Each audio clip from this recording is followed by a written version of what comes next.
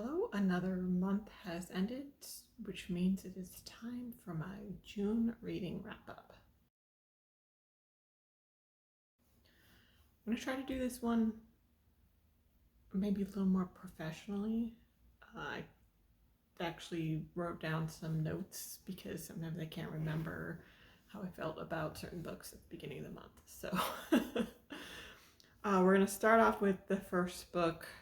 This was a nonfiction book that I listened to via audiobook. I believe all my nonfiction books were audiobooks. That's something that I'm trying out now in order to have something to listen to when I'm going for long walks or long car rides, which is more likely during this time of year.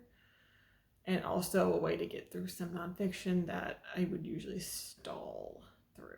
This is not one of those books. This is The Dressmaker of Karkhana by Gail Zizabak Lemon.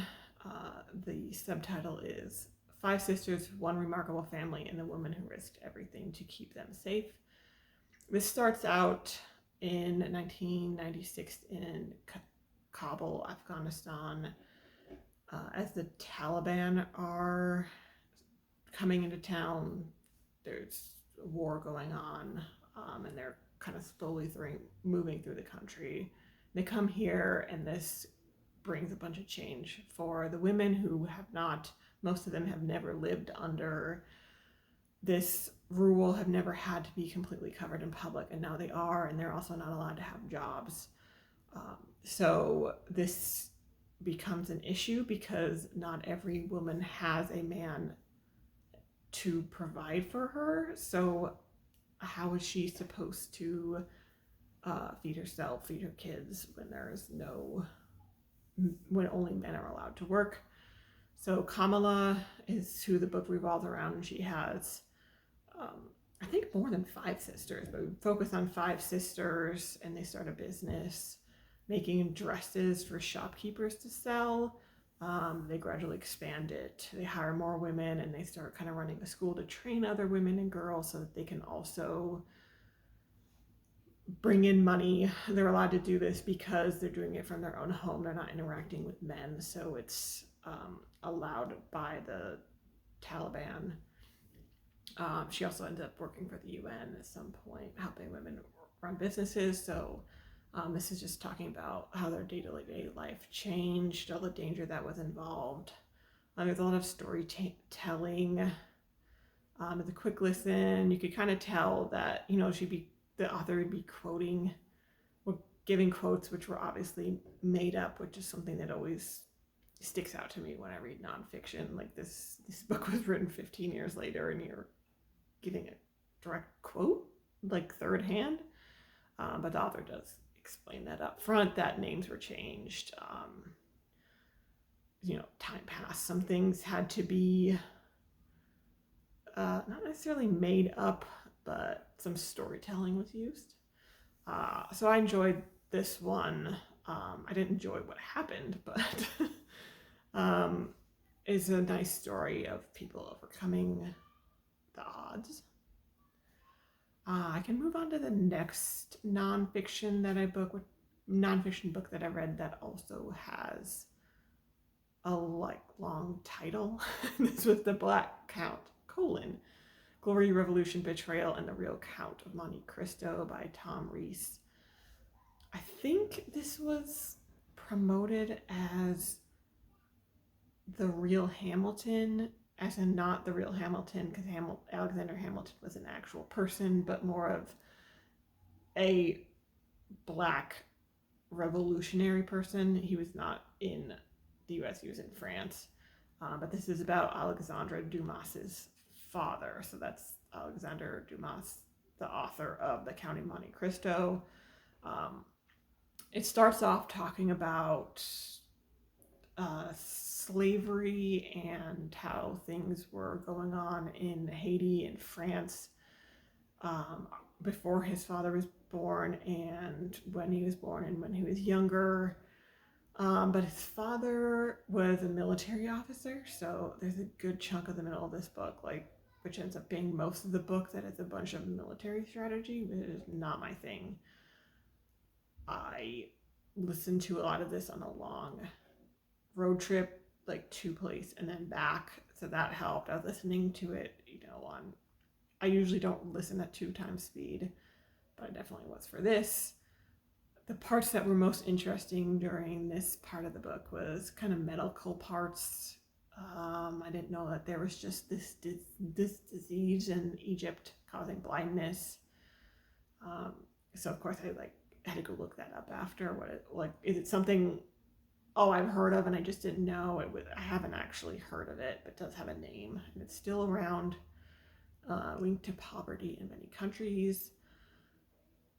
Towards the end of the book, his father went through a lot of stuff. I have read Count of Monte Cristo, but not really. It was in French class in high school, so I'm sure it was, first of all, I was translating it or something as we were going along, and I'm sure it was a shortened version of it, wasn't the full book, because that would have taken forever. So don't really remember that. So I don't, if you love that book and want a real life version of it, I'm not the person to help you make the decision of whether or not you should read this book. If you're into military history and strategy, I'm sure you'd like this. If you really don't like that, it's not as interesting. The end of the book gets into some more, you're getting more into like race relations and Napoleon reversing things, and Black people were supposed to be free and treated the same, but that got reversed towards the end of Alexander Dumas' his father, who was also named Alexandra. So it's a little confusing at the end of his life. So there is that other aspect of, if you're American, you hopefully learn a lot about how this country, slavery in this country, and after the Civil War, how people were still treated poorly, and up through civil rights and up later. And this is giving some of that into France and its colonies. So, I don't really rate nonfiction, and I definitely wouldn't rate this one because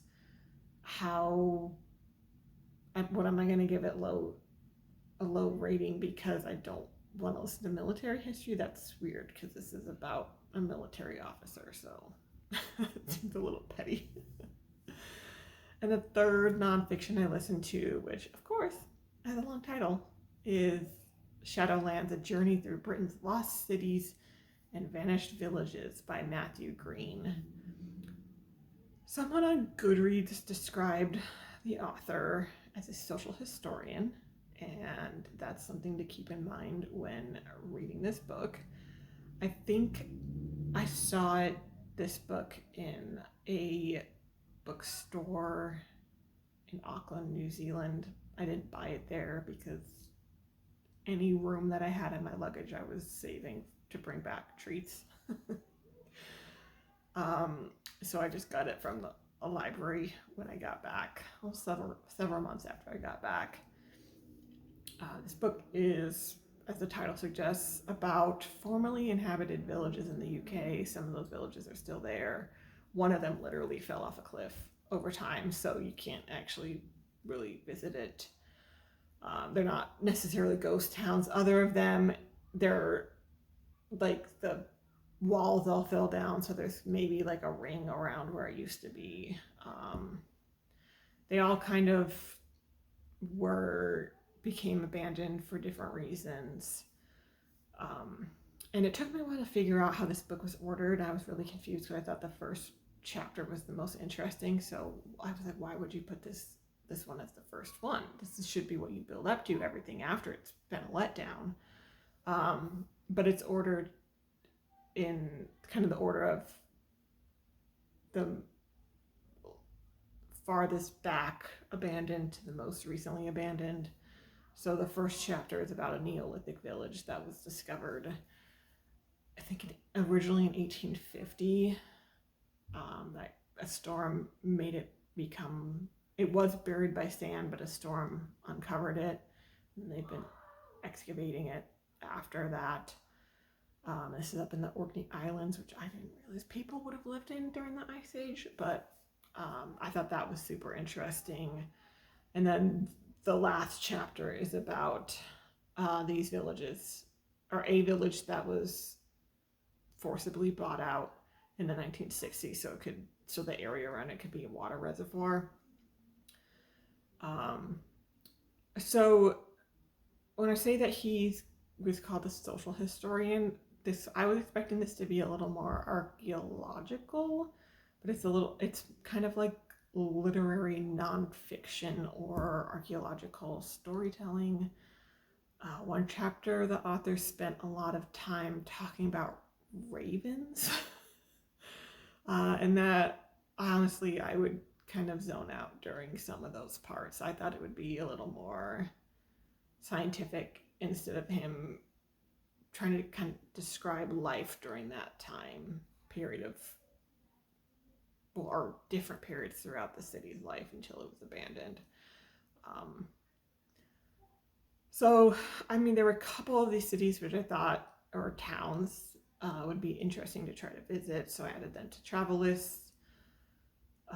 Otherwise, what was interesting about this was that to me, the author kind of sounds like Prince William.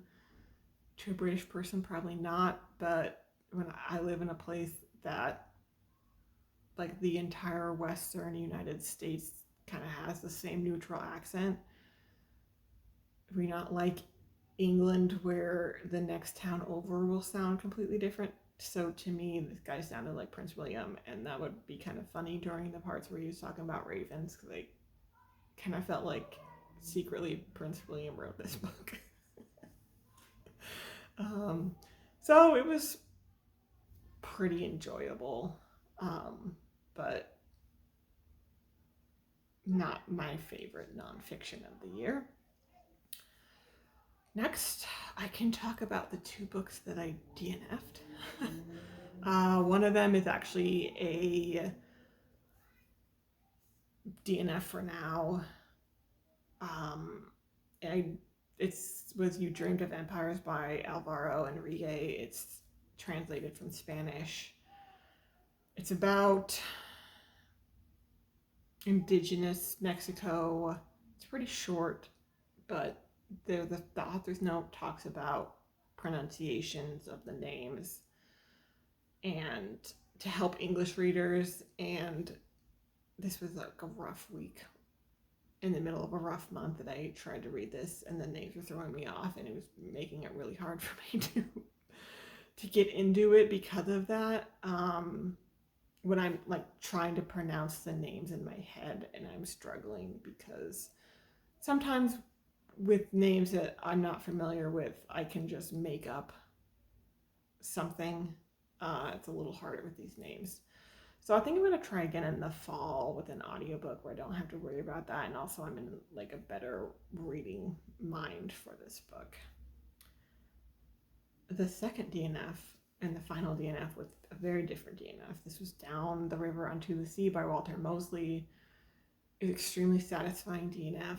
I could not care less about the main character. I stopped reading it after chapter 2, and I don't feel bad about this. It's one of those books where it makes me happy that I'm no longer in English class, and I haven't taken an English class in over a decade, because I don't have to force myself to read this terrible book. I don't recommend it. You can look up some stuff, but it's a lot of blaming women for things. And now I will go into the fiction books that I read. So first I read Friday Night Knitting Club by Kate Jacobs for a blog that probably will come out. I've recorded everything, but I've got like the tough part next.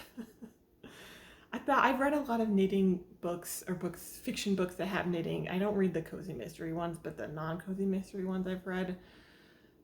This book was kind of all over the place. To me, it seems pretty obvious it's her first novel, and I honestly don't understand the point of some of the side characters.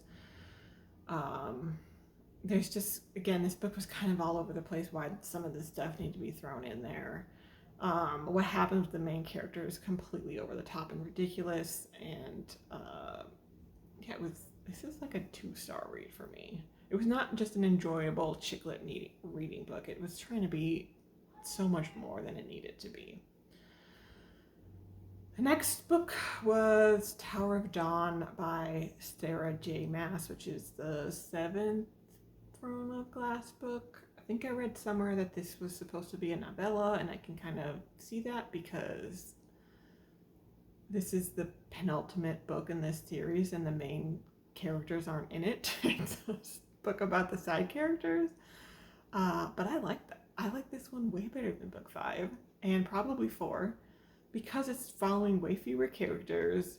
We're not jumping between, 2 chapters with these people, 1 chapter with the second group, chapter with the third group, 2 chapters with the fourth group, back to the first group. Like, there's just kind of 2 main storylines going on. So it's slow paced. We're kind of following the healing of one main character, which is nice to have like a plot. The last 100 pages are the usual nonsense for these books, with like a cartoony villain and the day is saved, and we have 25 pages talking about how great Aelin is, even though she's not even in the book. So, whatever. I still haven't started the 7th book. I'm kind of not. I could just not finish this series. That's where I'm at with it. The 6th book can be the end, but I could just read what happens online. I don't know. We'll see. I thought I was at the last book, but I'm definitely not. Next, I read Not in Love by Ali Hazelwood. This was the typical Ali Hazelwood STEM romance, except she says it's a little more, less of a romance and more erotica. So it's a smart, naive lady gets saved by a hot older man. That's always the plot. It's not my favorite. Maybe it would have been better if I had read like a heavier book beforehand instead of Tower of Dawn, which was not the heaviest book.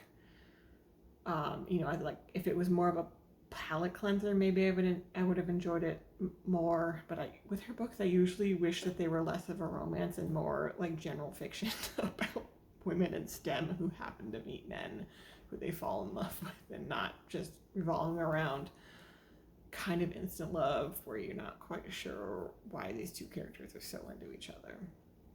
So that's that book. I think I've only read one other book of hers, so I probably shouldn't pretend like I'm an expert. Next, I read Babel by R.F. Kuang, which I should have read a while ago. This is also for that vlog that may never come out. This is a hard one for me to really talk about. I describe it as anti-colonialist historical speculative fiction. I say speculative instead of fantasy because the magic in it is really revolving around translation and silver bars. There's not magical creatures. They can kind of use the silver bars as magic wands, but not really. Each bar only has one effect that it has, so you'd have to like keep whipping out these bars if it wanted to be like a magic battle. So it's really more about colonialism and kind of also vaguely steampunky England during the whatever's before Victorian era, Georgian era, and a little bit of the beginning of. It's not really the Victorian era. I don't think the Victorian era starts when she immediately becomes queen. There's a lot of etymology in it. I may have enjoyed it a little more if it was in fall, because Dark Academia is a little bit more of an autumn vibe. But it was really enjoyable for me. I like historical fiction. I like the writing in it a lot. So this was like a 4.5 stars. It could have been a 5, but 5 is really more for books that I think I will reread, and I don't think I will think about it that much in the future. So really enjoyable, makes me want to read more of her books, but not necessarily reread this one. I'm real stingy with the fives. And the next book, the final book that I read, was a book that was supposed to be for a vlog that I then scrapped. I was going to read the top 10 Goodreads historical fiction, but I scrapped that because I didn't want to read some of those books, and then I couldn't remember some of the ones that I'd already read, and I was not going to reread them. So this book is Seven Husbands of Evelyn Hugo by Taylor Jenkins Reid. Pretty well-known book. It's about a writer, Monique, who's mysteriously been given her big break by this aging starlet Evelyn to write Evelyn's memoir. So we have the story of Monique's life and time while she's meeting with Evelyn to write this memoir, to interview her, and then interspersed is Evelyn's life story. I like this more than I thought I would, and more than I wanted to. I don't know why I didn't really want to like this. Maybe I'm just petty and because it was popular.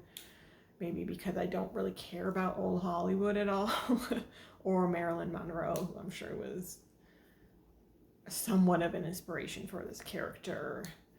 There's a bit of a twist in the end, but it really was not shocking at all. I don't know if it was supposed to be shocking or just a wrap up. But otherwise, this is a famous book with tons of reviews. I liked that it had short chapters. I liked the writing. It was maybe a little heavy-handed at parts, but that was fine. So I enjoyed it. It makes me want to read that tennis player book that she wrote. But this is not nonfiction, or this is not historical fiction. The character whose life we are talking about, the memoir, is alive when the present day storyline is taking place, which is around the same time this book was actually written. So the main character, I think, was born around 1938. I think that's what the math came out to. But this book, the present day storyline, takes place in 2017. We are only going back to the early days of this woman's life. It's not, and that does not make it historical fiction to me. That makes it just fiction. It's just fiction. Things can just be fiction. Yeah, I mean, it's not contemporary fiction because it's not solely talking about now. But if this had been one of those, that classic historical fiction thing where a woman finds letters of stuff that went on in her house 150 years ago, that's fine because those characters are not immortal. They're not still alive. If they were immortal, it would be fantasy. But otherwise, this is not historical fiction in my mind. So another reason I did not do that vlog.